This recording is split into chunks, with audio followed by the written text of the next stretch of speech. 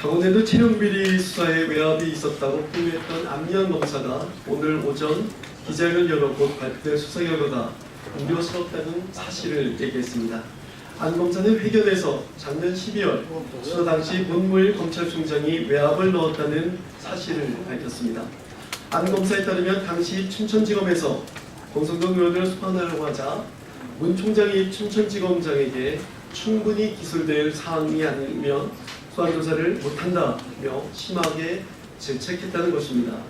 또한 강원랜드 수사단이 권성동 의원과 김미연 대검 반부패부장 사이에 다수의 통화가 있었다는 증거도 확보했다는 사실도 밝혔습니다. 문무일 검찰총장은 안미연 검사의 이 같은 폭로가 사실인지 똑똑히 밝혀야 합니다. 아울러 자유한국당 권성동, 영동열 두 현직 의원이 깊숙이 열려낸 강원랜드 채용비리 사태는 검찰 수뇌부까지 노골적으로 개입된 대형 권력형 비리로 번지고 있습니다. 명백히 드러난 비리 혐의에 대해서도 국회에서는 제1야당이 방탄을 시도하고 검찰 최고 수뇌부가 나서서 비호를 하려던 사실을 그냥 넘긴다면 이는 법치가 완전히 무너지는 것을 방조하는 것과 마찬가지입니다. 강원랜드 수사에는 문무일 검찰총장과 검찰 수뇌부 역시 수사 대상으로 올려야 합니다. 법 앞에 만인이 평등하다는 원칙이 무너지지 않는다는 것을 검찰 스스로 보여줘야 할 때입니다.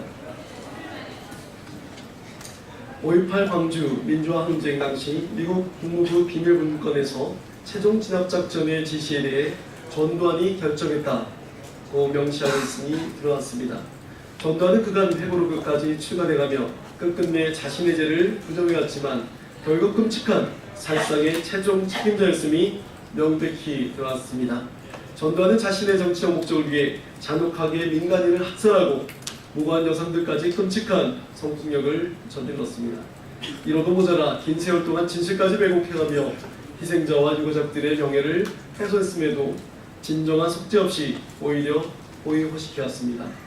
현재 계엄군에 의한 집단 성폭행 등 20년 전 재판에서 기소, 인정되지 않았던 죄상들이 새롭게 수면 위로 나타났고 1995년 제정된 5.18 민주화 운동 등에 관한 특별법과 헌정질서 파괴범죄 공조시에 대한 특별법에 의해 공소시효 진행 또한 정지된 상황입니다.